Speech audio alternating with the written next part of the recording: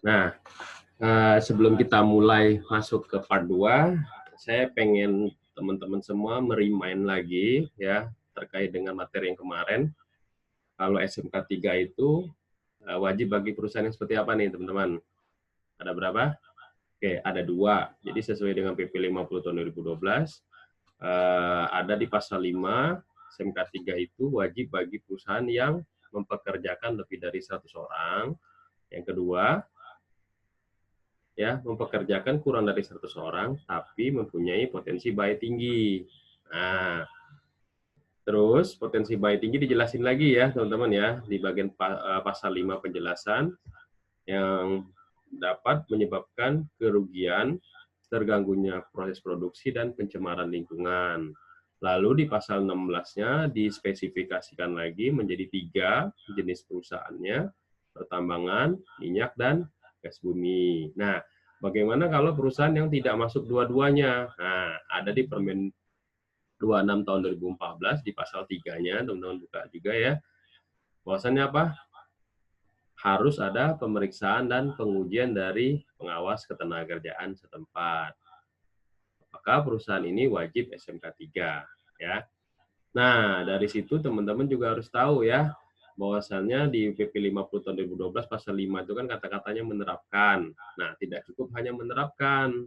Jadi ada di pasal 16-nya harus dinilai ya melalui proses audit SMK 3 yang dilakukan oleh lembaga audit SMK 3 independen yang telah ditunjuk oleh Menteri Tenaga Kerja.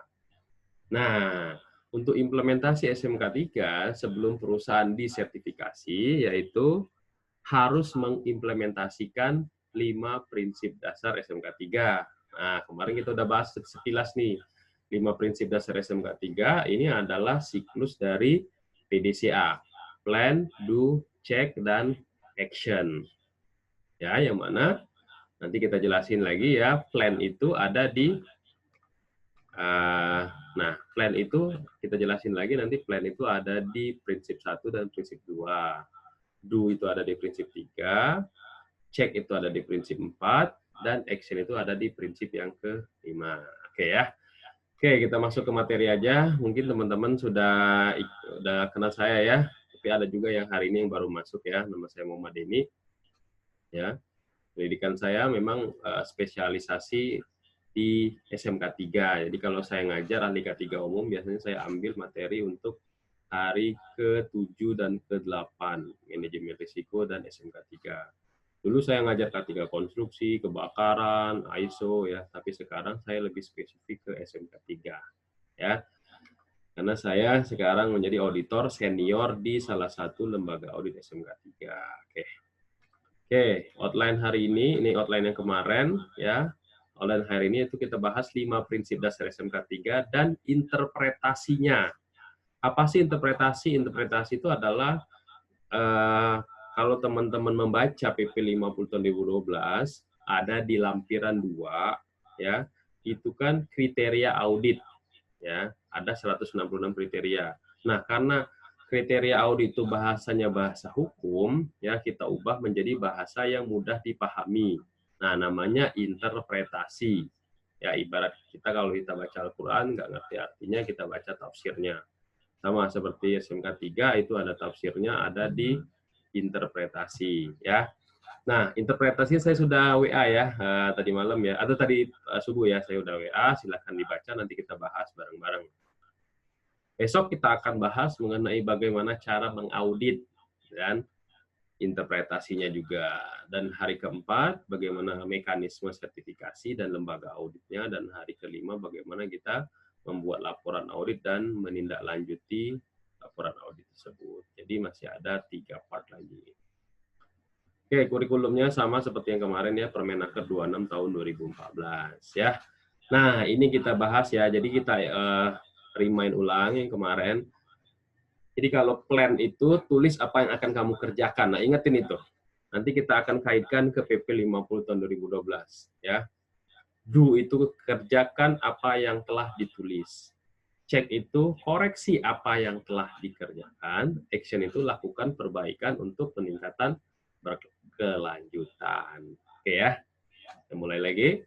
Nah, ini kita harus mengenal dulu ya 5 prinsip dasar SMK 3. Yuk, bareng-bareng yuk ya, tangannya seperti ini. 5 prinsip dasar SMK 3. Nah, ikuti kata-kata saya. 1. Penetapan kebijakan K3. 2. Perencanaan K3. 3. Pelaksanaan rencana K3. 4. Pemantauan dan evaluasi kinerja K3. Yang kelima, peninjauan dan peningkatan kinerja SMK 3. Nah, semua siklus ini ya, kenal dengan siklus 5 prinsip SMK 3. Oke. Nah, kita masuk ke prinsip yang pertama. Nah, ketika perusahaan mengimplementasikan SMK 3, wajib ada kebijakan. Nah, kemarin sudah saya jelasin di part 1, kebijakan dengan kebijaksanaan itu berbeda. Ya.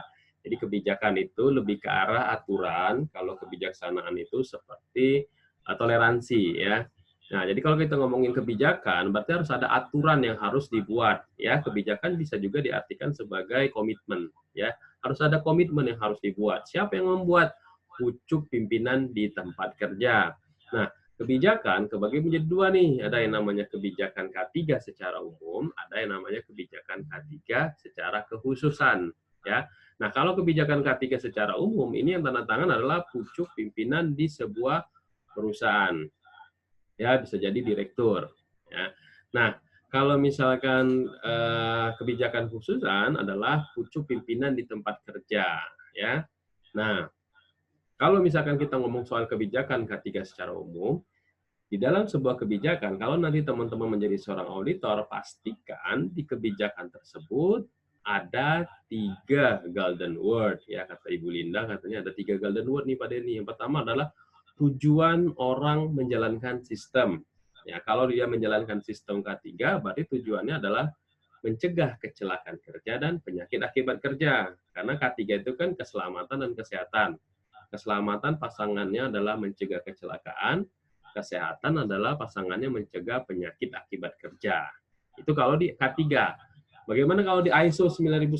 Nah, kalau sistem manajemen mutu, ya targetnya adalah kepuasan pelanggan, customer satisfaction. Tapi kalau dia ISO 14001, bagaimana? Oh, targetnya berarti mencegah pencemaran lingkungan. Nah, itu adalah target ya, ataupun komitmen yang harus dijalankan oleh perusahaan yang menjalankan sebuah sistem. Oke, berikutnya adalah kepatuhan regulasi. Nah, apapun sistem manajemennya, ada yang namanya kepatuhan regulasi. Ya, mau itu 9.000, 14.000, 45.001, atau OSAS, SMK 3 harus ada kepatuhan regulasi. Apalagi SMK 3 adalah sistem manajemen yang memang menilai sampai sejauh mana perusahaan mengimplementasikan regulasi. Jadi wajib banget ini. Ketiga adalah continuous improvement atau perbaikan berkelanjutan. Nah, ini teman-teman kalau misalkan audit atau jadi auditor nanti cek 3 ini yang ada di dalam kebijakannya. Ada atau tidak. Oke? Nah, kebijakan ini kalau teman-teman periksa di kriteria audit yang saya WA, itu ada di elemen 1, bisa jadi di kriteria 111, 112, 113, 114, 115, itu mengatur semua terkait dengan kebijakan. Nah, kebijakan secara umum ini tidak bisa langsung dibuat nih teman-teman, jadi harus dikonsultasikan dulu dengan tenaga kerja. Melalui apa? Melalui rapat P2K3 ya, atau ya rapat serikat pekerja. Jadi harus mengundang untuk serikat pekerja ya. Kenapa? Karena ini komitmen bersama. Jadi bukan hanya dari direktur saja untuk tim ya, tapi dari tim juga untuk ke atasnya juga. Jadi saling bersinkronisasi ya. Nah, jadi harus ada konsultasi. Kenapa? Karena di kriteria 112 supaya dia kesesuaian itu harus ada konsultasi nih teman-teman. Ya, jadi konsultasi harus dibuktikan dengan apa? Dengan absensi ya, dengan MOM, itu dengan foto boleh ya, itu supaya dia comply. Dan setelah kebijakan ini sudah ada draftnya, lalu disahkan. Jadi harus ada tertanggal, ditandatanganin ya oleh direktur. Nah, itu adalah ketentuan membuat sebuah kebijakan. Nah, setelah kebijakan ini jadi, tidak langsung selesai, enggak. Jadi harus sosialisasikan lagi, ya, melalui apa? Bisa melalui website, bisa melalui ID card, pada saat safety induction, safety talk, safety briefing, safety meeting, dan apapun itu, ya. Harus disosialisasikan. Selesai? Enggak. Setelah setahun, kebijakan atau policy, safety policy harus ditinjau ulang. Ya, nah ditinjau ulang itu atau direview itu bukan berarti harus diubah, ya. Jadi harus ditinjau ulang. Nah, ditinjau ulang kalau memang ada perubahan diubah, kalau masih relevan nggak apa-apa. Tapi ingat harus ada MOM-nya, ya, karena di kriteria kalau nggak salah ada di kriteria 113 atau 114 ya, 115 itu harus ada peninjauan secara periodik ya. Kalau 114 ngomongin soal kebijakan K3 kekhususan. Oke ya. Jadi kebijakan K3 harus direview. Kalau misalkan ada perubahan direktur, nah itu harus ganti tuh, nggak boleh kalau misalkan direkturnya yang lama udah resign, mentang-mentang isinya masih yang sama, masih dipakai nggak boleh ya, itu salah satu perubahannya ya. Lalu kebijakannya kekhususan tadi supaya comply, supaya kesesuaian di 114, nah perusahaan harus membuat yang namanya kebijakan kekhususan nih teman-teman. Jadi kalau teman-teman membuat kebijakan harus ada kebijakan kekhususan. Ya misalkan perusahaan tersebut adalah perusahaan kontraktor ya, kantor pusatnya ada di Jakarta misalkan ya. Dia ada proyek misalkan di Kerawang, di Bekasi, di Cirebon, Cilegon ya. Nah, masing-masing tempat kerja atau proyek tadi harus ada kebijakan kekhususan sendiri-sendiri di tempat kerjanya. Apa yang diatur? Yang diatur adalah ngomongin soal aturan main di tempat kerja ya. Misalkan tidak boleh merokok, ya, atau merokok di sembarang tempat, atau disediakan tempat merokoknya di mana, dijelasin. Yang kedua, misalkan tidak boleh menggunakan senjata tajam, penggunaan obat-obatan terlarang, ya, apalagi ya. Nah, kalau misalkan konstruksi itu harus spesifik juga nih, apa potensi bahayanya di tempat kerja tersebut. Misalkan dia bekerja di ketinggian, harus menggunakan body harness. Ya, jadi spesifik kebijakan khususan itu dibuat spesifik disesuaikan dengan risiko kecelakaan atau PHK yang ada di tempat kerja tersebut. Itu namanya kebijakan khususan. Jadi yang tanda tangan bukan direktur lagi, tapi siapa? Pucuk pimpinan di tempat kerja. Bisa jadi GS kalau dia konstruksi jalan, PM, Kapro itu kalau konstruksi, kalau dia pabrik mungkin plan manager, nah seperti itu ya. Itu kalau ngomongin soal kebijakan khususan. Sama nih, nanti disosialisasikan, dibuat, dikonsultasikan dengan tenaga kerja setempat, terus disosialisasikan dan ditinjau ulang. Nah, itu sama-sama seperti kebijakan K3. Nah, itulah prinsip yang pertama. Oke ya, teman-teman ya, kita sudah bahas prinsip yang pertama. Nah, lanjut kita ke prinsip yang kedua. Nah, masih di plan nih, teman-teman ya. Nah, ini contoh ya, ini contoh. Kalau teman-teman nanti melihat ada kebijakan K3, ceklah kebijakan K3 itu memuat yang 3 golden word tadi ya. Apakah ada tujuan ber-K3, ya. Ini contoh aja ya. Apakah ada continuous improvement, aturan regulasi, dan harus ditandatanganin. Oke? Nah, ini contoh kebijakan K3 yang dulu banget saya pernah kerja ya. Jadi masih pakai 9001 versi 2008, SMK3-nya masih pakai yang 05, ISO-nya masih pakai yang lama. Ini udah zaman bahala banget ya, tahun 2012.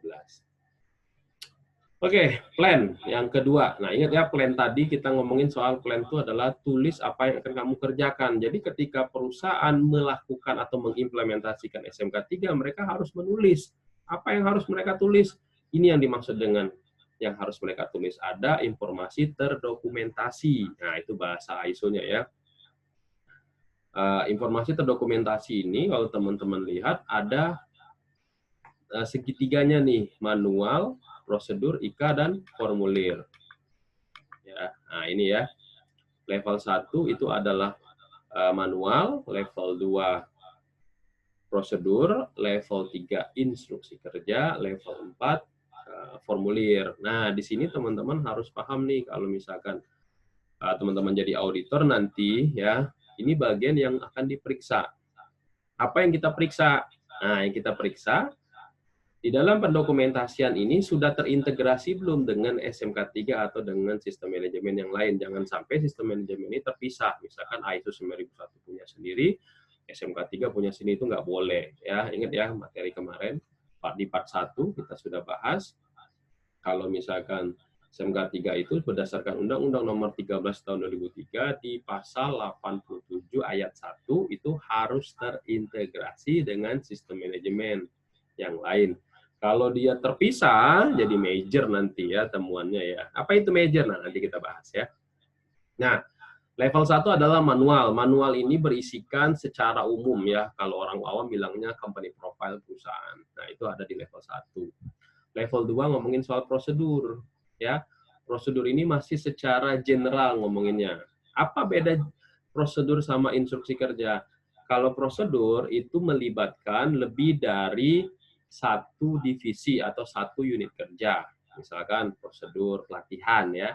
Prosedur pelatihan itu pasti melibatkan 2, 3, 4, bahkan semua divisi ya. Nggak mungkin pelatihan hanya untuk satu divisi saja ya. Mulai dari pengajuan pelatihan, siapa yang akan dilatih atau yang akan di training seperti itu. Tapi kalau instruksi kerja itu lebih spesifik nih, hanya untuk di satu divisi itu aja ya. Hanya untuk di bagian itu aja. Contoh misalkan inspeksi, misalkan inspeksi APAR, ya udah cukup di HSI aja misalkan ya. Atau instruksi kerja previous inspection alat berat. Nah, berarti cuma untuk operasional itu aja. Jadi instruksi kerja itu ciri khasnya adalah cuma melibatkan satu divisi. Nah, biasanya kalau instruksi kerja, perusahaan-perusahaan itu lebih suka dengan yang bersifat flowchart saja, jadi nggak ada kata-katanya, jadi lebih friendly user lah ya, bisa gampang digunakan. Nah, level 4 adalah form. Nah, form ini adalah formulir. Kalau bahasa ISO itu bukti kerja, ya. Form itu adalah bukti kerja. Nah, itu harus ada. Ini adalah 4 level. Nah, apa saja prosedur yang harus, yang wajib? Nah, teman-teman bisa lihat ya. Jadi prosedur-prosedur ini harus terintegrasi. Kalau teman-teman lihat prosedur-prosedur ini, prosedur yang sudah ada di ISO. Jadi kan lucu misalkan ISO sama SMK3 dipisah. Itu aneh gitu loh. Makanya jadi temuan major. Coba aja cek tuh misalkan di nomor 7 prosedur audit internal. Di ISO juga ada audit internal. Terus yang ke-6 itu prosedur pengendalian dokumen dan rekaman. Di ISO juga ada. Jadi harus terintegrasi. Nah, kalau teman-teman ambil yang 166 kriteria, perusahaannya ambil yang implementasi 166 kriteria, itu saya sudah buat klasifikasinya, itu kisaran ada 20 prosedur nih. Ya, banyak ya. Tapi lumayan lah ya, bisa digabung-gabungin juga nggak apa-apa. Jadi kisaran ada 20 prosedur. Saya dapat list prosedur ini dari mana? Ingat ya, kalau di SMK3 itu masih namanya prosedur wajib. Tapi kalau di 9001 2015 versi yang terbaru, ya informasi terdokumentasi itu tidak mesti harus dibuat prosedur. Yang penting ada bukti kerjanya. Nah, kalau SMK3 masih mengadopsi ISO 9001 versi yang lama, versi yang 2008 atau bahkan versi yang 2000 ya. Wajib ada prosedurnya. Nah, saya dapat list ini dari mana? Nah, teman-teman silakan buka di PP 50 tahun 2012 lampiran 2. Ya, lampiran 2 itu ada kata-kata terdapat prosedur terdokumentasi. Nah, terdapat prosedur terdokumentasi artinya apa? PP 50 meminta prosedur wajib. Ya, harus buat. Jadi perusahaan harus buat. Nah, kalau kita sebagai auditor, prosedur inilah yang harus kita periksa. Di mana yang kita akan cek? Cara ngeceknya yang paling gampang adalah carilah daftar induk dokumen. Nah, disitulah ada list dari prosedur yang ada di perusahaan. Oke ya. Nah, kalau teman-teman fresh graduate ataupun teman-teman yang baru terjun di dunia K3, nah prosedur ini yang kita harus kejar ya. Carinya di mana? Carilah ke P2K3, carilah ke supervisor K3, pokoknya atau MR ya, atau sekretaris P2K3 atau DCC, Document Control Center. Mereka memegang prosedur-prosedur ini. Usahakan dapat yang versi Word. Kenapa teman-teman harus dapat versi Word? Nah, nanti saya kasih tahu ya. Nanti kalau teman-teman kerja di tempat lain, ketika ditanya, kelebihan kamu apa? Kelebihan saya bisa buat prosedur, Pak. Nah, ya. Jadi, padahal kita sudah punya master prosedur dari Word, jadi kita bisa edit aja. Itu ya, kerjaannya mahasiswa. Pas. Oke.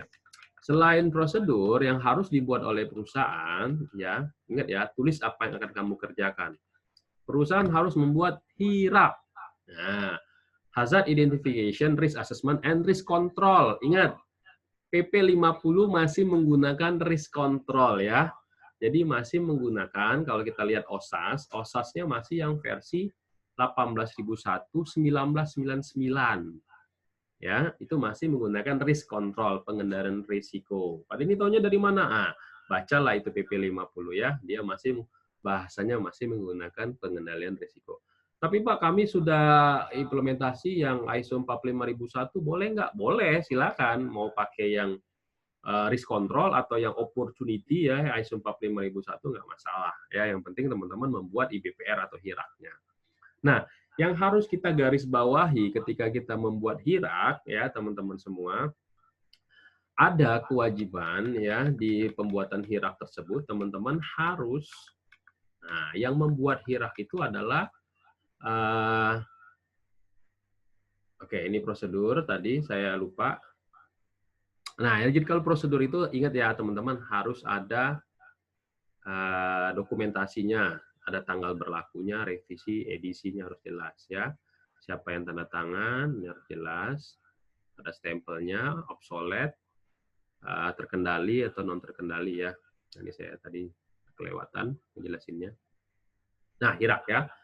Nah, kalau teman-teman membuat HIRAK, yang harus diingat, HIRAK itu ya ada 3 nih teman-teman ya. 3 kolom yang harus teman-teman perhatikan ya. Yang pertama adalah hazard identification ya, itu berarti mengidentifikasi bahaya. Ingat bahaya itu ada 5 ya. Secara umum ya, sebenarnya bahaya banyak ya, bahaya fisika, kimia, biologi, ergonomi, psikologi ya. Nah, sebenarnya kalau kita kaitkan lagi dengan safety hazard ada lagi tuh bahaya elektrikal, bahaya kinetik, bahaya tekanan ya. Nah, apa yang harus kita perhatikan kalau kita mengimplementasikan SMK 3? Nah, cek hazard identifikasi ini apakah sudah memuat semua hazard yang ada di tempat kerja tersebut. Nah, kadang saya kalau mengaudit, ini lucunya gini, misalkan saya mengaudit sebuah perusahaan kontraktor. Nah, ketika saya periksa HIRAK-nya, saya tahu si kontraktor ini adalah kontraktor yang mengerjakan proyek jalan, ya. Tapi di HIRAK-nya itu semuanya gedung semua ya isinya. Kenapa? Karena si HSI-nya itu kopas dari HIRAK-nya gedung. Nah, ini kita harus perhatiin ini ya. Nah, lucu ya. Nah, itu jadi temuan ya, teman-teman ya. Nah, jadi kalau kita membuat HIRAK, perhatiin tuh hazard identifikasinya itu benar nggak. Nah, kalau teman-teman di konstruksi, perhatikan di BOQ, Bill of Quantity. Nah, jadi cek BOQ-nya sama nggak di kurva S-nya tadi, sudah memuat semua nggak di item pekerjaannya. Jadi, hazard identifikasi itu identik dengan BOQ, ya, tahapan pekerjaan proyek kalau di konstruksi. Bagaimana dengan pabrik? Kalau di pabrik, lihat di bisnis proses perusahaan, mulai dari dia input barang, ya, barang masuk sampai dengan packaging atau output. Nah, itu teman-teman harus cek tuh ya prosesnya seperti apa. Apakah semua hazard identifikasi ini sudah dibuat? Ada juga dibuat berdasarkan unit kerja. Boleh silakan, tapi teman-teman sebagai auditor SMK 3 nantinya harus cek tuh.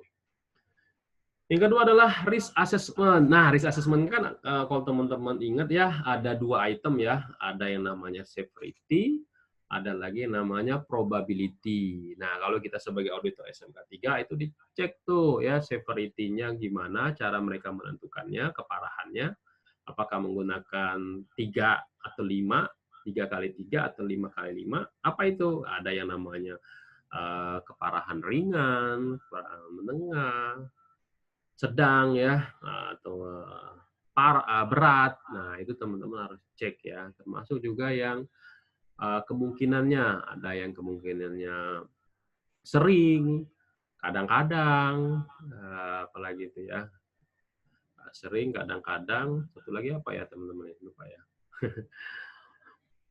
Sering, kadang-kadang, oke, nanti kita bahas lagi ya. Nah, itu teman-teman harus periksa ya. Jadi perkaliannya itu teman-teman harus periksa kalau menjadi seorang auditor. Terus risk control. Nah, risk control ini teman-teman juga harus perhatiin ya, bahwasannya pengendalian risiko itu ada segitiga terbalik. Nah, kalau kita lihat yang apa namanya tadi, pengendalian dokumen tadi segitiganya piramida seperti ini. Nah, kalau pengendalian risiko piramidanya terbalik ya, seperti ini ya. Kenapa? Karena ada 5 tahapan pengendalian risiko ya, teman-teman udah tahu lah ya. Eliminasi, substitusi, rekayasa engineering, administrasi, dan APD. Ya, eliminasi itu menghilangkan, substitusi itu menggantikan, engineering control itu bagian dari teknik-teknik keteknikan untuk mengendalikan risiko, administrasi itu ya semacam rambu-rambu, CSA, work permit, SOP, pelatihan ya. Nah, PP itu adalah APD. Nah, yang harus teman-teman perhatikan adalah risk control ini. Kadang nih kalau saya periksa ya, kebanyakan perusahaan yang membuat HIRAK itu pengendalian risikonya itu selalu helm, rompi, sepatu. Helm, rompi, sepatu. Helm, rompi, sepatu. Selalu APD nih yang ditulisnya. Ya. Padahal masih ada tahapan eliminasi, substitusi, rekayasa engineering. Itu penting sekali. Nah, kalau dia membuat langsung ke PPE, itu langsung jadi temuan nih teman-teman. Kenapa? Karena dia ada di elemen 6, silakan buka di elemen 6 di PP 50, itu ada 6 berapa itu kriterianya. Harus membuat pengendalian risiko sesuai dengan proses ininya ya, hierarkinya. Nah, itu teman-teman harus periksa. Ya, jadi kalau nanti audit SMK 3, perhatiin itu. Ya. Nah, ketika HIRAK ini sudah jadi, nah bukan berarti langsung selesai, enggak. Kita cek lagi di bagian bawah HIRAK-nya. Di bagian bawah HIRAK itu, siapa yang membuat?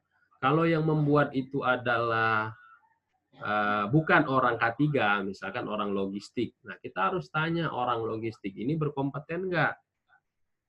Pernah enggak dia dilatih atau diberikan pelatihan terkait dengan cara membuat HIRAK? Nah, yang kita harus cek lagi adalah kalau dia jawab, oke Pak, dia udah dilatih. Nah, mana bukti pelatihannya? Mulai dari modul pelatihannya, absensinya, sertifikat pelatihannya. Bahkan teman-teman juga harus cek ya, instruktur pelatihan HIRAK-nya itu siapa. Ya. Kompeten nggak instrukturnya? Karena di elemen 12 mengenai ke-HRD-an, mengenai kompetensi, ya, instruktur itu harus punya kompetensi, ya, harus punya sertifikat yang namanya TOT, Train of Trainer. Ya. Boleh nggak Pak kami yang orang K3 ini ngasih training HIRAK? Boleh, tapi dengan catatan teman-teman yang ngajar HIRAK ya harus punya sertifikat TOT. Jadi harus training lagi ya.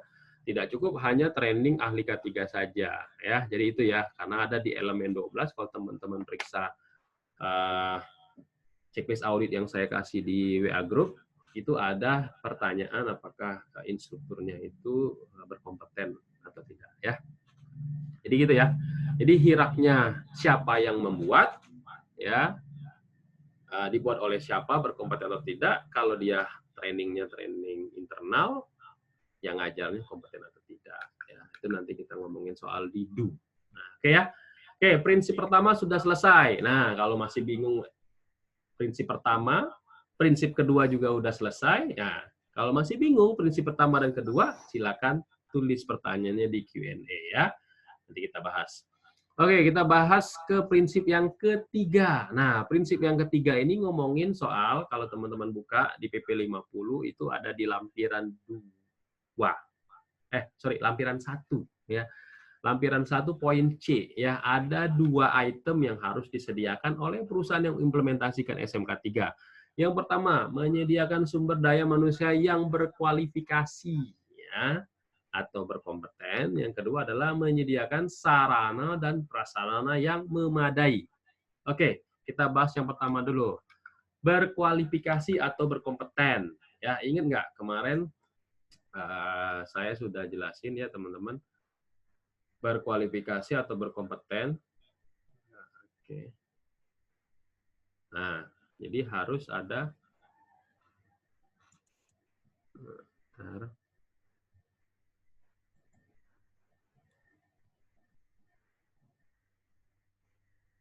nah ya.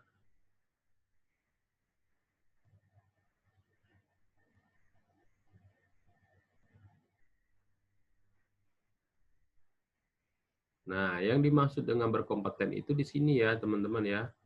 Kompeten. Nah, apa aja yang harus ada? Pertama, S, K, A. Nah, S itu apa? S itu adalah skills. Ya. K itu apa? Knowledge. A itu apa? Attitude. Nah, ya. Jadi teman-teman, kalau di SMK 3 juga mengadopsi SKA ini, Skill, Knowledge, and Attitude.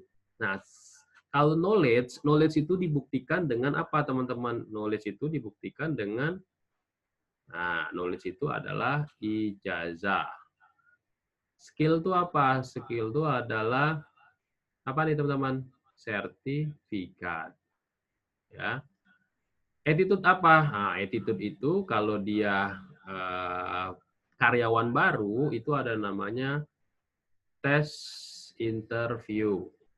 Kalau dia karyawan baru juga ada yang namanya tes psikotes.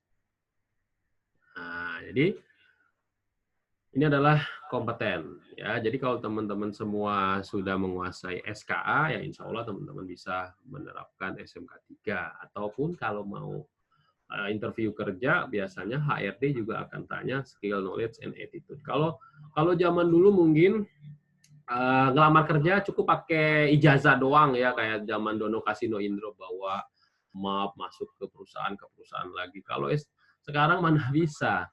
Jadi kalau kasih tahu deh teman-teman yang mohon maaf ya yang tamatan SKM yang wah pede banget tuh mentang-mentang sudah punya ijazah jurusan K3 langsung masuk kerja di K3 susah. Kalau teman-teman nggak ada sertifikat ya di skills-nya nggak akan bisa. Ya, apalagi sekarang anak-anak SKM itu bersaingnya lah bukan hanya sesama dengan anak SKM aja, tapi sudah sama anak-anak teknik, anak-anak IT, anak-anak ekonomi yang memang mereka tertarik juga di dunia K3. Jadi kasih tahu ya kalau teman-teman yang di sana yang baru tamat kuliah, nggak cukup kalau ngelamar kerja pakai ijazah tok ya. Bahkan sertifikat aja banyak sekarang diminta. Sertifikat ISO 9001, 14001, 45001, selain sertifikat ahli K3 umum. Nah, disinilah pada saat WFH inilah teman-teman bisa ngumpulin nih sertifikat-sertifikat minimal lah lulus untuk tes administrasi ya. Oke, kita lanjut lagi ke materi berikutnya. Nah, jadi kalau misalkan teman-teman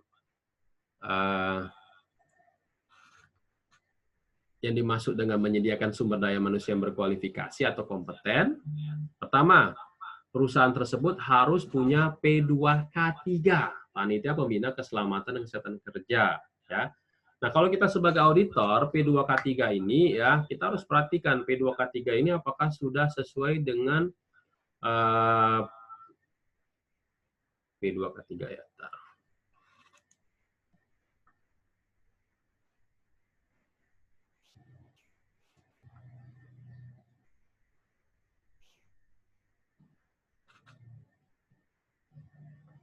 Oke. P2K3. Nah, P2K3 ini ada regulasinya nih teman-teman ya. Kalau teman-teman punya Mika, buka aja Permenaker nomor 4 tahun 87 ya, mengatur mengenai P2K3. K3.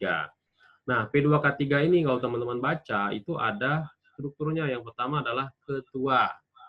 Berikutnya yang di bawahnya itu ada sekretaris P2K3. Ya. Lalu di bagian bawahnya lagi, ya, ada yang namanya anggota. Nah, jadi hanya 3 ini aja yang disebutkan di dalam 0487 nih. Nah, yang kita harus perhatikan kalau kita menjadi seorang auditor SMK 3 atau kita yang akan mengimplementasikan SMK 3, yang pertama adalah teman-teman harus cek anggota ini, apakah di dalam anggota ini sudah memuat ya 50%, 50% dari manajemen. Ikut nggak sebagai anggota? Siapa manajemen atau manajerial ya, bahasanya manajerial ya, supervisor ke atas. Jadi level supervisor ke atas ya, seperti manajer, GM itu jadi anggota. Masuk nggak itu? Nah, siapa 50%-nya lagi? Nah, 50%-nya lagi adalah pekerja. Siapa pekerja? Supervisor ke bawah. Kenapa harus dibuat 50% pekerja, 50% manajerial? Karena kalau full 100% adalah pekerja, nanti ya pengambil keputusan atau decision maker, khususnya untuk budgeting duit nih ya, itu akan sulit. Ya, kalau 100% pekerja. Tapi kalau misalkan 100% itu yang berisikannya manajemen, supervisor ke atas tanpa ada pekerja, itu akan susah juga. Kenapa? Karena nanti apa yang dibuat, peraturan-peraturan yang dibuat itu tidak disukai nanti oleh para pekerja. Karena ketika membuat atau membahas di rapat P2K3, kita akan membahas problem-problem atau solusi-solusi apa yang akan kita lakukan pada saat implementasi K3 di lapangan. Nah, itu ya. Jadi komposisinya diusahakan 50-50. Oke, berikutnya yang teman-teman harus periksa siapa? Ketuanya. Siapa ketua ini? Nah, ini teman-teman juga harus perhatiin ya, ketua itu ya kalau di di Permenaker 0487 bahasanya adalah tempat kerja. Ingat ya, P2K3 itu dibuat berdasarkan tempat kerja. Tempat kerja yang seperti apa? Pertama adalah tempat kerja yang memiliki pekerja lebih dari 100. Wajib ada P2K3. Atau tempat kerja kurang dari 100 tapi mempunyai potensi bahaya besar. Ingat ya, besar, bukan tinggi. Nah, kemarin kita udah bahas apa beda bahaya besar dan bahaya tinggi. Ingat nggak? Nah, kalau bahaya tinggi ya, sesuai dengan PP 50 tahun 2012, ada di pasal 5 bagian penjelasan, ya ada 3, dapat merugikan kecelakaan dapat merugikan jiwa manusia, terganggunya proses produksi dan pencemaran lingkungan. Ya, dispesifikasikan lagi untuk perusahaan pertambangan minyak dan gas bumi. Itu potensi bahaya tinggi. Nah, kalau potensi bahaya besar, ya itu ada 4. Apa aja? Nah, ingat nggak kemarin terjadinya tempat kerja yang berpotensi terjadi risiko peledakan, kebakaran, pencemaran penyinaran radioaktif, sama keracunan. Nah, itu ya. Jadi kalau teman-teman baca lagi di part 1, saya udah jelaskan apa itu potensi bahaya besar dan potensi bahaya tinggi. Nah, kalau di P2K3 ngomongnya adalah tempat kerja dengan potensi bahaya besar. Nah, kalau teman-teman baca di sana, yang jadi ketua itu adalah pucuk pimpinan di tempat kerja, bukan perusahaan. Nah, kalau misalkan tempat kerjanya adalah proyek, biasanya yang jadi ketuanya adalah kalau proyeknya jalan tuh GS. Kalau proyeknya bukan jalan, gedung PM. Atau kalau di dunia karya BUMN ada nama istilahnya Kapro. Nah, itu kalau di proyek. Bagaimana kalau di pabrik? Nah, biasanya pabrik itu istilahnya plant manager atau GM boleh ya. Nah, inilah yang jadi ketua P2K3. Tapi kalau misalkan P2K3-nya dibuat di kantor pusat, yang jadi ketuanya adalah direktur. Nah, itu ya, teman-teman ya. Nah, P2K3 dibuatnya berdasarkan tempat kerja. Nih teman-teman, bukan perusahaan. Jadi kalau misalkan tempat kerjanya, ini contoh ya, tempat kerjanya misalkan ada di Jakarta Pusat. Ya. Terus ada proyek nih teman-teman di Jakarta Utara. Ada proyek di Jakarta Barat. Ada proyek di Jakarta Timur. Ada proyek di Jakarta Selatan. Walaupun sama-sama di dalam DKI Jakarta, P2K3-nya dibuatnya ada berapa? Ya, dibuat P2K3-nya berdasarkan tempat kerja. 1, 2, 3, 4, 5. Jadi harus ada P2K3 di masing-masing tempat kerja. Jadi semuanya ini harus ada P2K3. Kenapa? Karena P2K3 diaturnya berdasarkan tempat kerja. Ya. Oh gitu sih Pak Denny? Iya, emang seperti itu. Kenapa? Karena kalau misalkan P2K3-nya digabung nih teman-teman, ini kasihan nih kalau terjadi kecelakaan. Ya. Mana mau nanti yang jadi ketua nanggungnya, misalkan dia ketua P2K3 di Jakarta Barat, terjadi kecelakaan di Jakarta Utara, dia harus menanggung juga akibat kecelakaan di Jakarta Utara. Si ketua P2K3-nya nggak mau, apalagi direktur, dia nggak mau, yang tanggung jawab adalah siapa yang bertanggung jawab di tempat kerja tersebut. Nah, inilah yang teman-teman harus perhatikan kalau jadi auditor SMK 3 nanti ya. Ini yang harus benar-benar diperiksa. Oke, itu adalah P2K3 dan ketua. Terus yang kita harus periksa lagi adalah siapa? Sekretarisnya. Nah, sekretaris P2K3 kalau di teman-teman baca di Permen Naker 0487, silakan buka di Mika Pro. Yang jadi sekretaris P2K3 adalah ahli K3. Ya. Ahli K3 ini regulasinya kalau teman-teman buka ada di Permenaker nomor 2 tahun 92. Ahli K3 itu dibuktikan dengan apa? Ahli K3 dibuktikan dengan SKP dan lisensi. Nah, ya. Jadi kalau teman-teman nanti mengesahkan P2K3 atau maupun memeriksa, auditor SMK 3 memeriksa P2K3, perhatikan ya SKP dan lisensinya itu masih berlaku atau tidak. Ya. Yang kedua, PT-nya itu sesuai nggak dengan PT yang kita periksa. Kenapa? Karena sesuai dengan Permen 487, kalau PT-nya berbeda itu nggak sah, udah kadaluarsa lagi, karena Permenaker 0487 bilang di Permen 0292 bilang SKP itu menjadi tidak berlaku kalau ada 3 atau 4 kejadian. Yang pertama, masa berlakunya habis ya, lebih dari 3 tahun.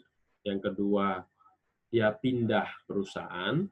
Yang ketiga, meninggal dunia. Yang keempat, mengundurkan diri. Ya, itu teman-teman harus pahami ya. Di situ adalah pemahaman mengenai P2K3. Jadi teman-teman harus periksa ya ini ya. Nanti kita akan bahas lagi.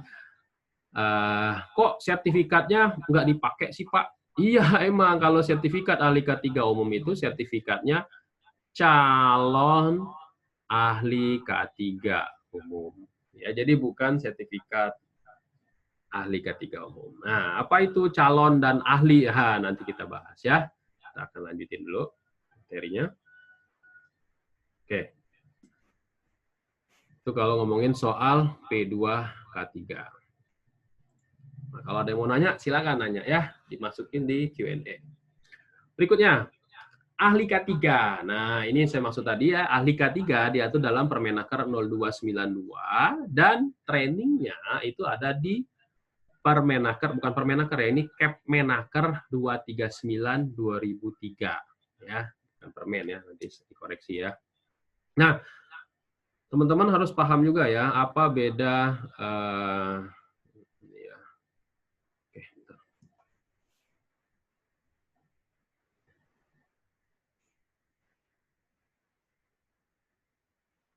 Nih, AK3 ya. Regulasinya 0292. Terus ada yang namanya, kalau teman-teman lihat lagi, calon ahli K3 umum 239 tahun 2003. Nah, kalau teman-teman mau mengingat regulasi kayak gini ya, kalau saya ya. Jadi mau permen, mau capman tuh masa bodoh ya. Yang penting ujungnya tahu ya. Oke, kalau teman-teman mau dapat sertifikat ahli K3, apalagi ahli K3 umum, teman-teman harus ngikutin yang namanya Kemenaker 239/2003. Yang pertama, kalau teman-teman baca regulasi ini, pendidikannya harus D3. Jadi kalau pendidikannya minimal ya, kalau SMA, STM, ya mohon maaf lah ya, nggak bisa ikut training ahli K3 umum. Kenapa kok kayak gitu sih, Pak? Ya memang aturannya kayak gitu. Ya. Terus gimana dong kalau misalkan saya tamatan STM? Ya jangan ambil yang ahli K3 umum Kemenaker, ambilnya yang versi BNSP. Ya, karena ada levelnya muda, madya, utama. Silakan. Yang kedua, harus ikut pelatihan ya selama 120 JP. 120 JP itu berapa? 12 hari. Ya, kenapa? Karena 1 JP itu sama dengan 45 menit, ya. Kalau 1 hari sama dengan 10 JP. Nah, itu ya. Jadi harus ikut training 12 hari. Pak, saya kan kerja nih Pak, gimana Pak? Bisa nggak ikut ahli K3 umumnya itu pas ujian aja? Ya nggak boleh lah. Banyak itu yang meminta ke saya. Ya mana boleh seperti itu kalau ahli K3 umum ikut ujiannya doang. Ya, enak banget gitu. Ya, jadi nggak boleh. Jadi benar-benar harus ikut training. Nggak boleh izin-izin juga, apalagi di 4 hari terakhir itu nggak boleh ya. Apa aja 4 hari terakhir? Observasi lapangan, membuat laporan, ujian tertulis, sama seminar. Nah, itu kalau 4 hari itu nggak hadir, udah pasti nggak lulus ya.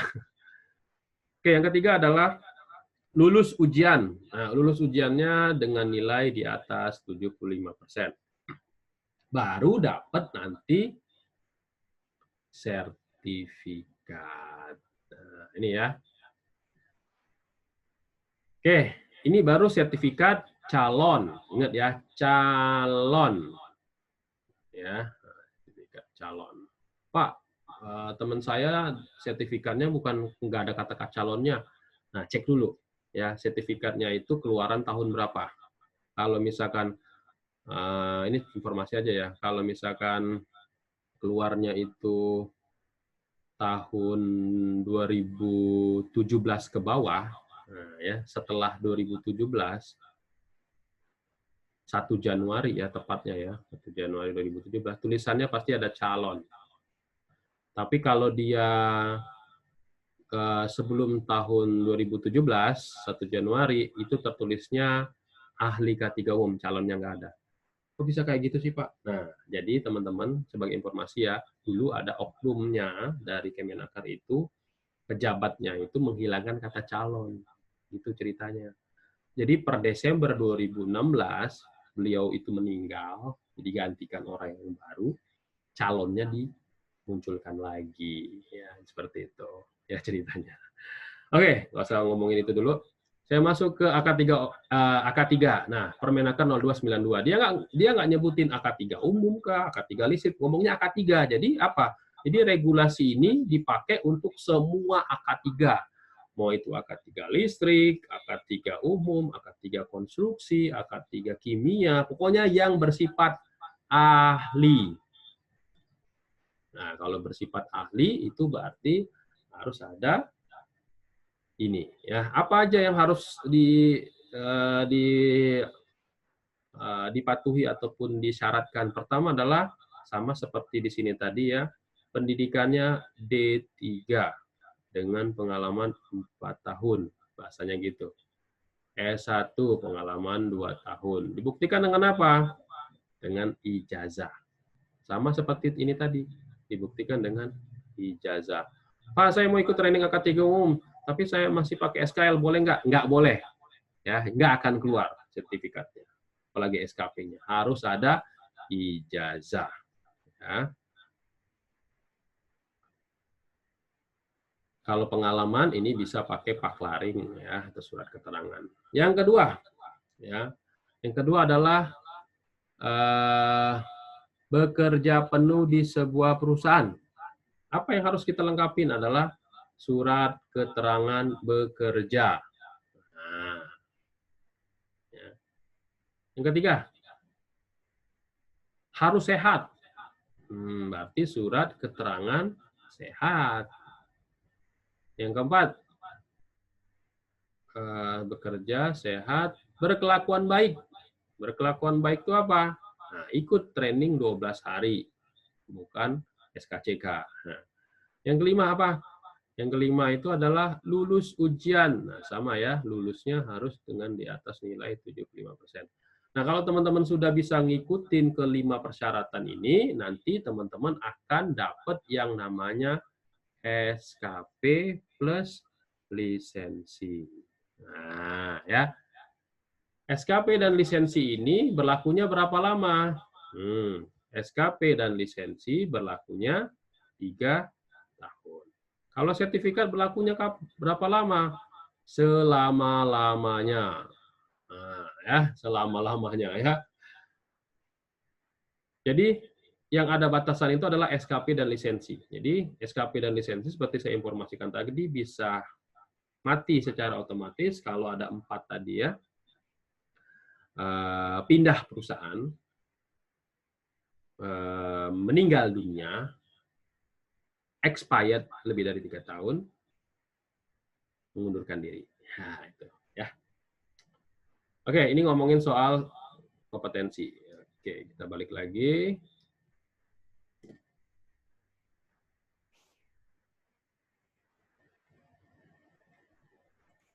Oke. Ahli K3 konstruksi. Nah, ahli K3 konstruksi juga dijelasin ya kalau teman-teman buka di Kepdirjen 20 2004 ya.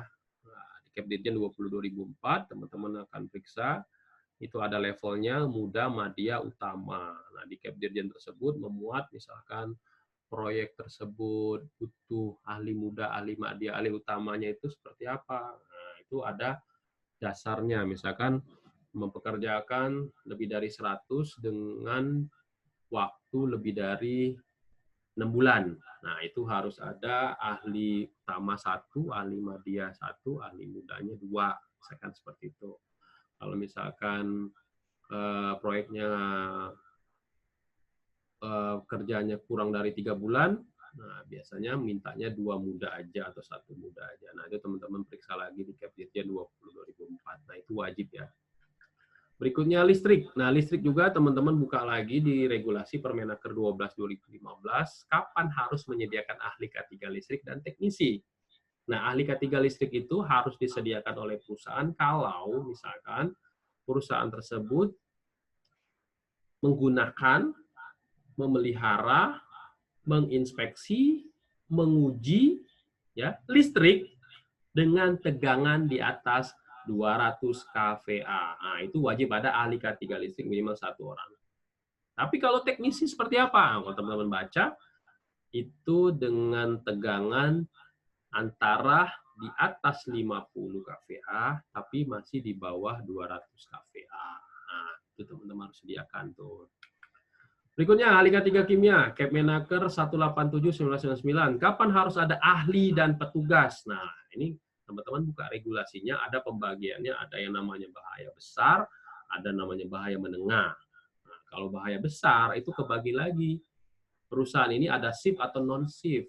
Nah, kalau dia ada shift, ya berarti kalau teman-teman baca di regulasinya harus misalkan 5 petugas K3 kimia, 1 ahli K3 kimia. Nah, seperti itu. Ya. Termasuk juga misalkan bahaya menengah, berarti dia harus punya petugas K3 kimia saja tanpa ahli K3 kimia, ya. Nah, itu silakan teman-teman baca ya. Terus ahli K3 linker. Nah, teman-teman juga harus tahu nih, linker tuh ada lingkungan kerja, Permenaker 05 tahun 2018. Ada levelnya nih, muda, madya, utama. Nah, kalau teman-teman ikut training ahli K3 linker, Permenaker itu tidak mengeluarkan sertifikat ahli K3 linker, tapi yang dikeluarkan adalah SKP dan lisensi. Ya, Siapa yang mengeluarkan sertifikat? Yang mengeluarkan sertifikatnya adalah BNSP melalui LSP, ya. Nah, sebut saja lah LSP K3 Indonesia, ya. Nanti ujiannya 2 kali. Satu ujian sama Kemenaker untuk dapetin SKP dan lisensi, besoknya ujian lagi wawancara dengan LSP K3 Indonesia untuk dapetin sertifikat BNSP-nya. Jadi langsung dapat 2, Kemenaker dan BNSP. Kok kayak gitu sih Pak Denny? Kok jadi ribet? Memang kayak gitu ya. Kenapa? Karena kalau teman-teman buka PP 50 tahun 2012, nih saya buka dulu ya. Teman-teman ikut membaca juga PP 50 tahun 2012. Mana ya? PP 50.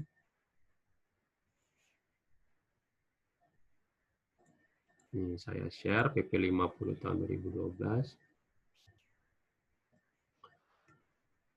Nah, kalau teman-teman baca di PP 50 tahun 2012, di bagian bawahnya menyediakan, ini permen PU ya, salah ya.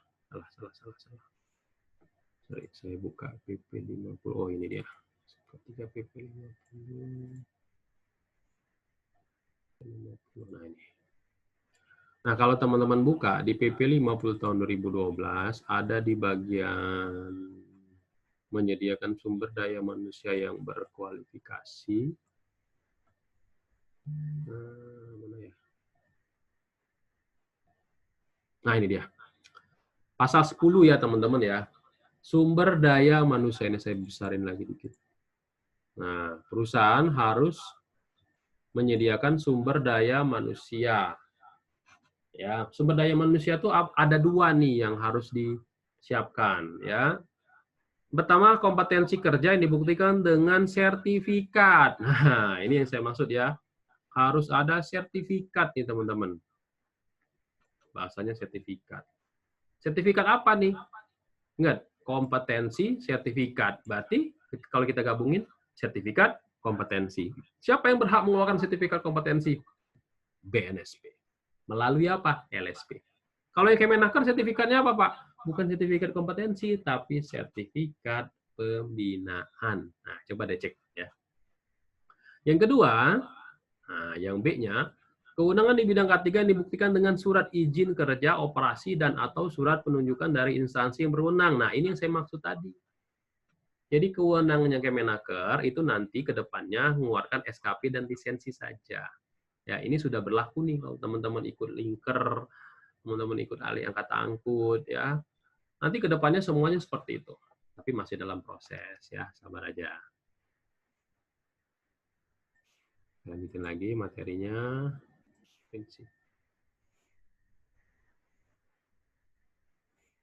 Oke. Masuk berikutnya adalah petugas P3K. Nah, kalau teman-teman buka di petugas P3K, juga nanti di bagian lampirannya dicek ya. Kalau di bagian lampiran itu, kalau misalkan perusahaannya potensi bayar tinggi ya, dengan karyawan atau pekerja lebih dari 100 orang, itu wajib ada 1 petugas P3K. Kalau dia di bawah 150 orang, lebih dari 150 orang, 1 untuk bahaya menengah. Nah, itu teman-teman buka di bagian lampirannya. Termasuk unit penanggulangan kebakaran. Nah, ini teman-teman harus sediakan ya, ada level DCBA. Level D itu bahasa Kemenaker petugas peran kebakaran. Nah, itu bahasa D ya. Kalau misalkan C itu artinya koordinator, petugas peran, koordinator, unit penanggulangan kebakaran, spesialis penanggulangan kebakaran, satu lagi apa ya itu ya. Nah, itu C itu adalah yang harus dilengkapi. Kalau D itu 25/2, ya 25 pekerja, 2 petugas peran kebakaran. Kalau C itu adalah unit penanggulangan kebakaran yang saya lupa lagi. Kalau D itu kompetensinya bisa menggunakan APAR. Kalau C itu bisa APAR dan hidran. Ya.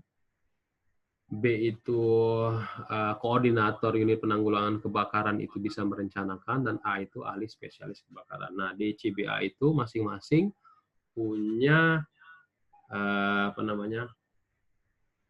jumlah yang berbeda-beda. Kalau D itu 25/2, C itu kalau nggak salah 300/1, B itu 100/1, A itu 300/1. Nah, itu teman-teman silakan dibuka lagi ya.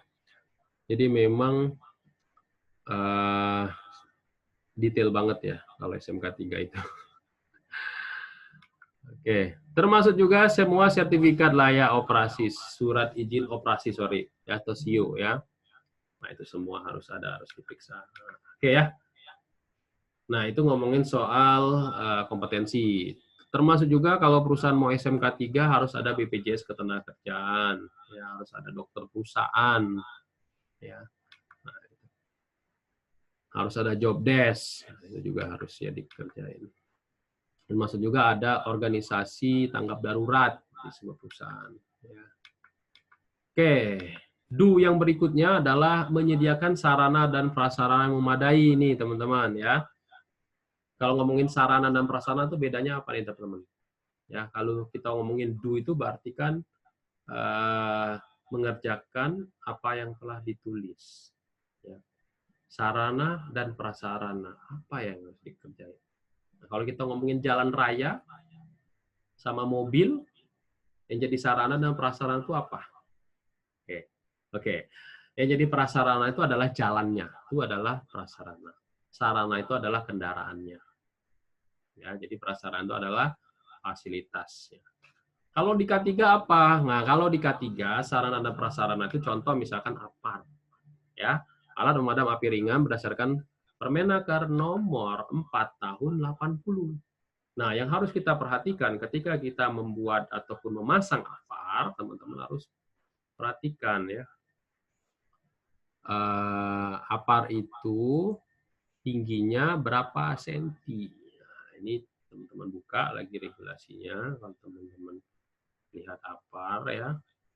Nah, tinggi dari APAR, Permenaker 0480, 120 cm.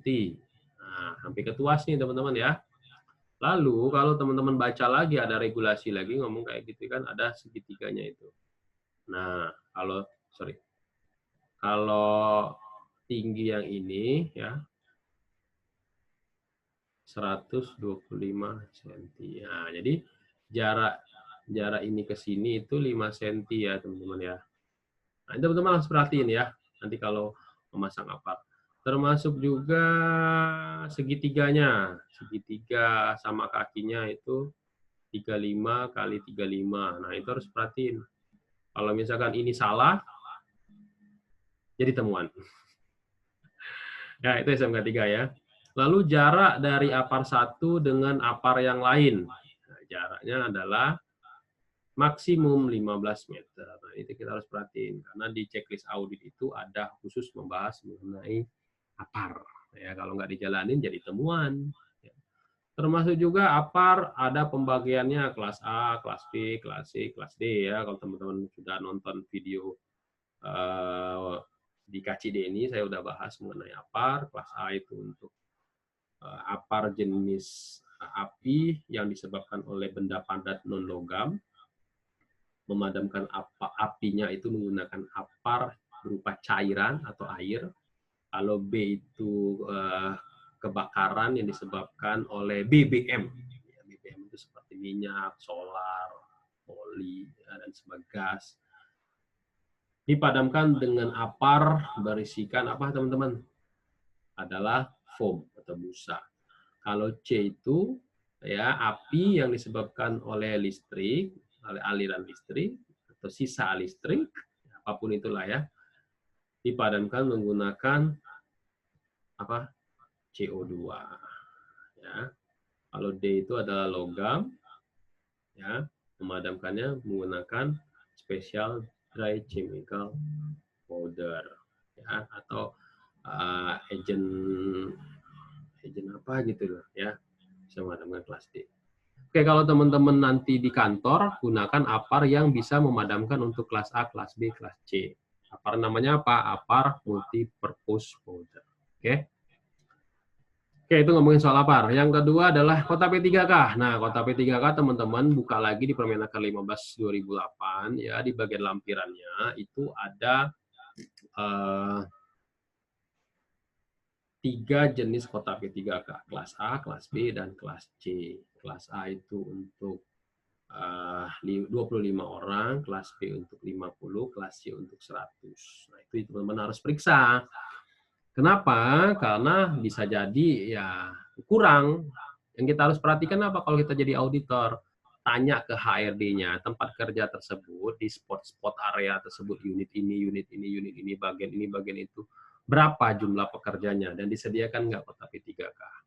Termasuk juga misalkan dia kantornya kayak ruko lah ya, apa ruko atau semacam gedung bertingkat lah ya, misalkan dia punya gedung misalkan 4 lantai. Ya, lantai 1, lantai 2, lantai 3, lantai 4. Nah, kalau misalkan 4 lantai seperti ini dengan jumlah total pekerjanya 15 orang, kira-kira menurut teman-teman berapa kotak A? Ingat nggak kotak A tadi? Itu berapa orang? 5, kotak B 50, kotak C 100. Apakah harus berapa kotak A yang saya harus sediakan? 1. Salah. Ya, kalau bertingkat seperti ini, yang kita harus sediakan kotak A yaitu berapa? 4. Kenapa? Karena di Permenaker nomor 15 tahun 2008 yang mengatur mengenai kotak P3K itu harus disediakan di tempat kerja yang mudah dicapai. Ya. Lalu logonya warnanya apa? Ya teman-teman, merah. Salah, bukan warna merah. Logo kotak P3K itu warnanya hijau. Ya, kalau teman-teman melihat warna merah itu jadi temuan ya. Kalau teman-teman baca di regulasi tersebut harus warna hijau. Terus termasuk juga ruangan P3K. Kapan harus menyediakan ruangan P3K? Nah, teman-teman baca di sana, setiap tempat kerja yang memiliki pekerja lebih dari 100 orang atau kurang dari 100 orang tapi mempunyai potensi bahaya tinggi, itu wajib ruangan P3K. Terus ada lagi nanya ke saya, Pak, apa beda ruangan P3K sama ruangan klinik atau ruangan vaskes? Kalau orang awam bilangnya klinik, tapi kalau orang K3 bilangnya vaskes, fasilitas kesehatan. Itu beda, teman-teman. Kalau ruangan P3K bahasanya aja adalah pertolongan pertama pada kecelakaan. Berarti untuk kecelakaan nih sebenarnya ruangan itu. Tapi kalau kita ngomongin soal ruangan vaskes, ini fasilitas kesehatan. Jadi misalkan ada orang, aduh sakit kepala, sakit perut, itu bukan ke ruangan P3K, tapi ke ruangan vaskes namanya. Ya. Nah, termasuk juga siapa yang bertanggung jawab yang ada di ruangan P3K dan ruangan vaskes itu beda. Ruangan P3K yang bertanggung jawab adalah petugas P3K yang sudah di pelatihan petugas P3K.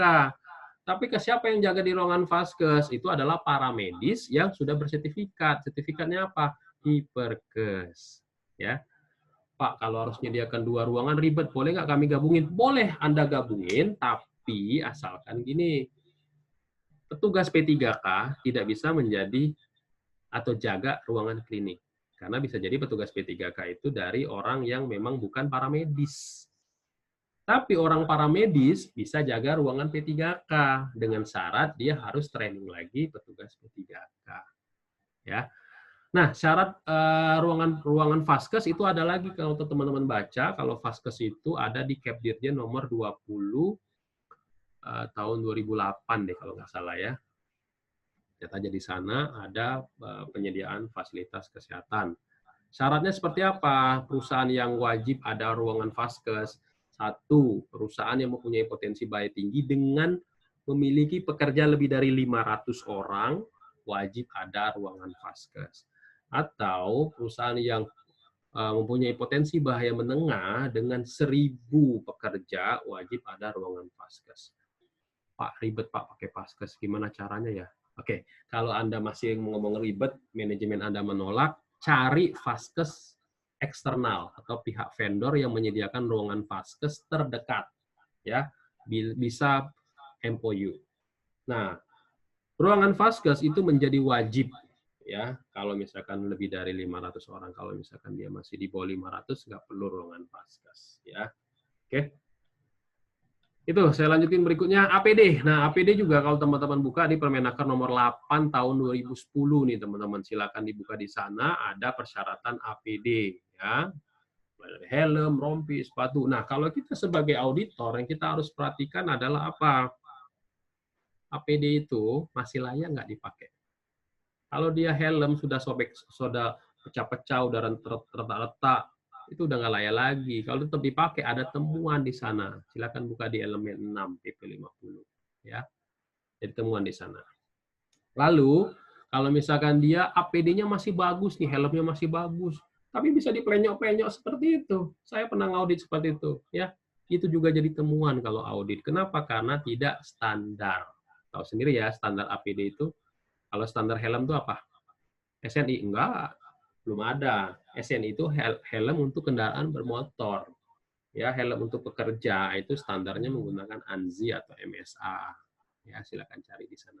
Ya, termasuk juga misalkan pakai body harness. Oh, body harness-nya bagus, Pak. Pas dilihat, dideketin, ternyata talinya kelihatan banget nih. Ya, harga body harness yang harganya 150-200. Nah, itu APD body harness yang tidak standar. Jadi temuan. Atau dia menggunakan, wah APD-nya saya standar nih Pak, harganya 1,5 juta. Tapi ketika kita lihat, pototin lagi, ada udah mau putus tuh tali-talinya. Nah, itu juga jadi temuan ya. Jadi teman-teman harus perhatikan APD.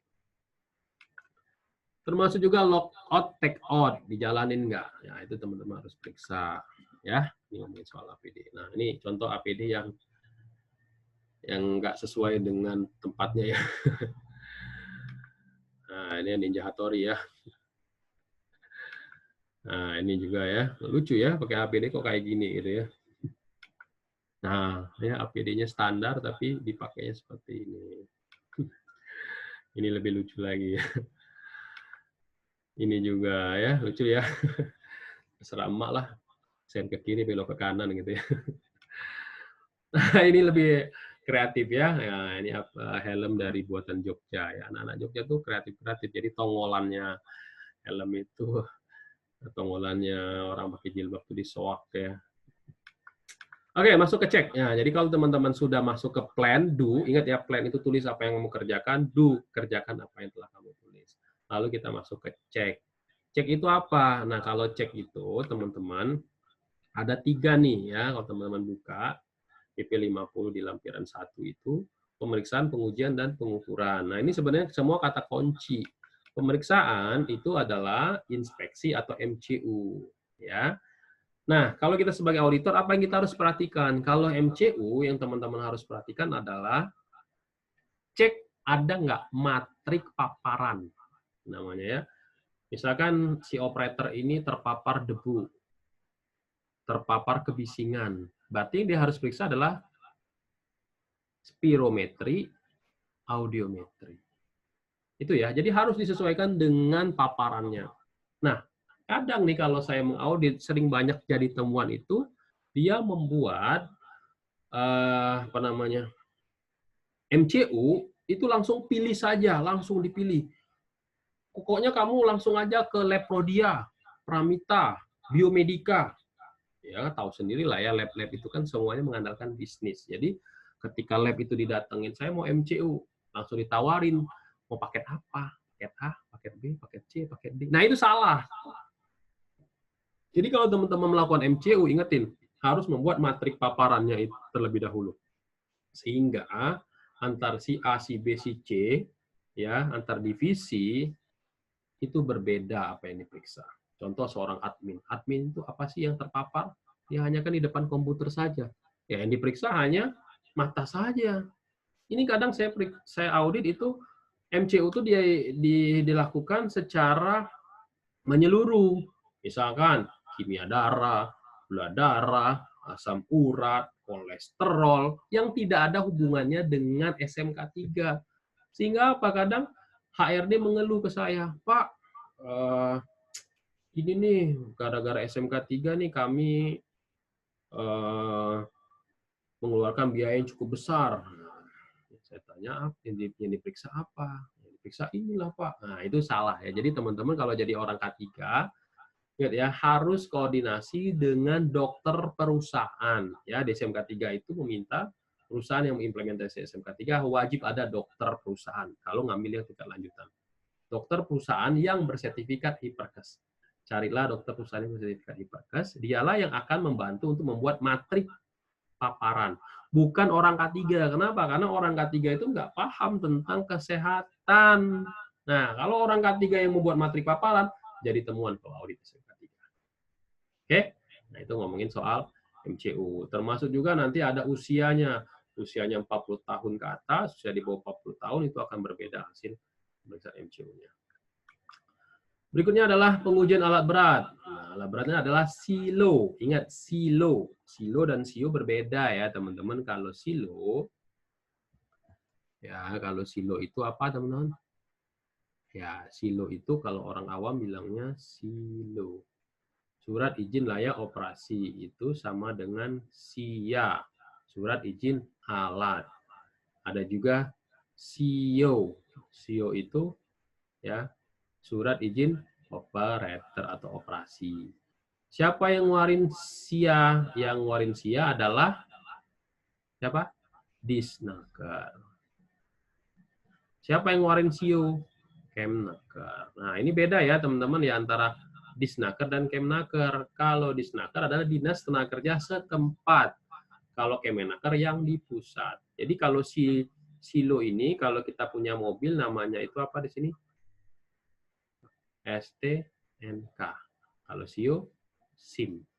Nah, itu ya. Ini untuk alatnya, ini untuk manusianya. Nah, gitu ya, teman-teman ya. Nah, hati-hati di sini ya, kalau teman-teman mengurus SIA, surat izin alat atau silo, pastikan ya semua yang ada di mana? Yang ada di pemeriksaan pengujian dan pengukuran ini haruslah PJK3. Nah, PJK3 seperti apa? Carilah regulasinya 495. Sama seperti MCU tadi, teman-teman ya. Kalau teman-teman buka MCU, boleh nggak MCU itu di Prodia, Biomedika? Boleh aja, tapi ingat, ada nggak yang namanya SKP? Kalau dia menyatakan dirinya adalah PJK3, dia harus ada SKP. Surat keterangan penunjukan adalah izin dari Kemenaker kalau dia adalah PJK3. Itu teman-teman harus periksa. Termasuk juga tenaga ahlinya. Kalau MCU, berarti tenaga ahlinya adalah para medis bersertifikat Hiperkes. Ya. Kalau alat berat, nah ini teman-teman harus periksa juga ini. Ini banyak nih oknum-oknum dari Disnaker itu alat-alat berat langsung dapat silo tanpa diperiksa alias nembak. Nah itu kalau kami jadi auditor jadi temuan tuh ya, karena membahayakan ya. Cara tahunya nembak atau enggak? Gimana caranya teman-teman? Gampang banget. Coba tanya mana hasil pemeriksaan dan pengujiannya. Kalau langsung ada keluar silonya aja tanpa ada pemeriksaan dan pengujian, nah itu nembak tuh namanya. Ya. Jadi teman-teman harus perhatiin karena bahaya ini ya. Termasuk juga tenaga ahlinya. Tenaga ahlinya teman-teman harus pastiin kalau misalkan tenaga ahlinya untuk pemeriksaan dan pengujian alatnya keren misalkan ya, jadi tenaga ahlinya angkut. Ya. Kalau misalkan yang diujinya itu adalah boiler, ya berarti ada MUBT atau PUBT. Ya, kalau misalkan yang diujinya itu instalasi listrik, berarti harus ada tenaga ahli K3 listrik. Nah, itu teman-teman harus cek tuh. Ya. Karena banyak oknum-oknum di luar sana ya yang tidak bertanggung jawab, langsung nembak-nembak aja.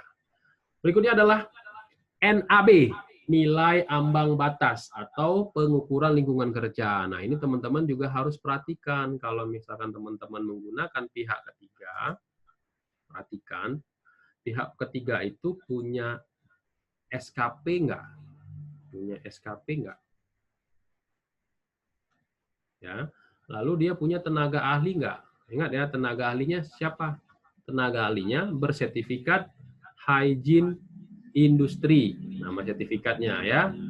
Nah, SKP dan lisensinya namanya linker, ahli K3 lingkungan kerja. Nah, itu harus perhatiin supaya teman-teman bisa paham tahu kalau memang yang menguji lingkungan kerja ini seperti cahaya, kebisingan, kelembapan, apalagi ya. Banyak lah itu linker ya. Harus orang yang punya tenaga ahli. Oke ya, ini contoh spirometri, audiometri ya. Kalau teman-teman ahli hisab tuh, kalau teman-teman diperiksa spirometri nggak sampai batas minimumnya, nah, teman-teman nggak bisa itu kerja di ground ya, underground ya, apalagi di bawah tanah. Jadi kalau teman-teman ahli hisab ya bertobatlah.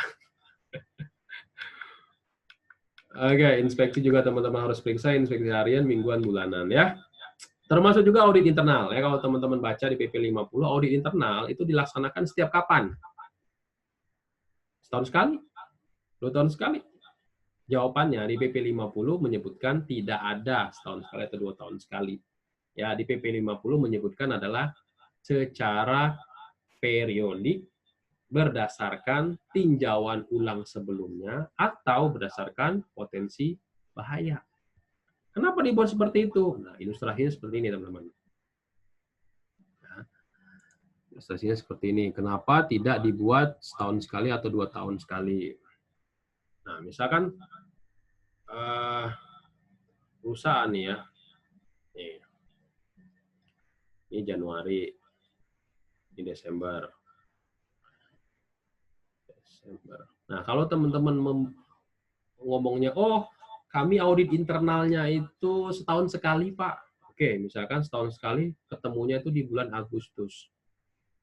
Nah, padahal ada proyek, ya, ada pabrik, misalkan ini pabrik ya, pengembangan pabrik itu ya 3 bulan antara Januari sampai Januari, Februari, Maret, sampai Maret lah ya. Ada proyek nih di sini nih. Ya, kalau teman-teman bilang audit SMK 3 itu 1 tahun 1 kali, artinya apa? Proyek ini nggak kena audit, lewat nanti dia. Makanya di PP 50, kata-katanya bukan 1 tahun sekali, tapi secara periodik berdasarkan tinjauan ulang sebelumnya dan tingkat potensi bahaya. Jadi kalau ada bahaya, ini proyeknya kan ada bahaya nih, ya wajib ada audit 1 kali di proyek ini. Nah, auditnya jangan audit penuh. Maksudnya audit penuh itu jangan misalkan diambil 166 kriteria, 166 kriteria ini diperiksa di sini. Enggak. Tapi yang diaudit adalah yang disesuaikan dengan tempat kerjanya saja. Jadi dipilih kriteria yang cocok. Jadi seperti itu ya, teman-teman ya. Oke, saya lanjutin lagi. Nah, kalau sudah cek, berarti kita masuk ke action. Action tadi apa, teman-teman? Ingat nggak? Nah, action itu adalah continuous improvement.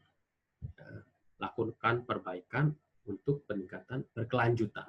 Nah, apa yang harus dilakukan oleh perusahaan? Kalau teman-teman baca di regulasinya, itu ada perusahaan harus melakukan RTM, rapat tinjauan manajemen. Ya, 4+8. Jadi total ada 12 topik yang harus dibahas dalam rapat tinjauan manajemen. Kalau teman-teman menjadi seorang auditor SMK 3, ini yang harus diperiksa. Apa yang diperiksa? Yang diperiksa adalah coba cari MOM rapatnya. Kalau dalam MOM rapat tersebut tidak memuat 12 topik ini, berarti jadi temuan dia. Jadi harus 12 topik ini masuk ke dalam MOM. Di dalam RTM.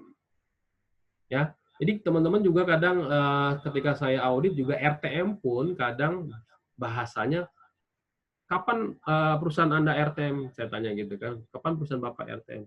Sebulan sekali. Nggak mungkin tuh RTM itu dilakukan sebulan sekali itu teman-teman. Kenapa? Karena di dalam RTM itu wajib ada pembahasan audit SMK 3.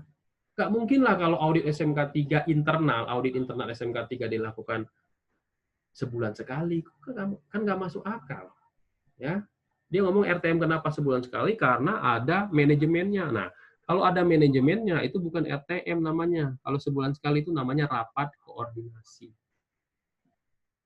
Nah, termasuk juga nanti ada rapat P2K3. Boleh nggak digabungkan dengan rapat koordinasi? Boleh, silakan.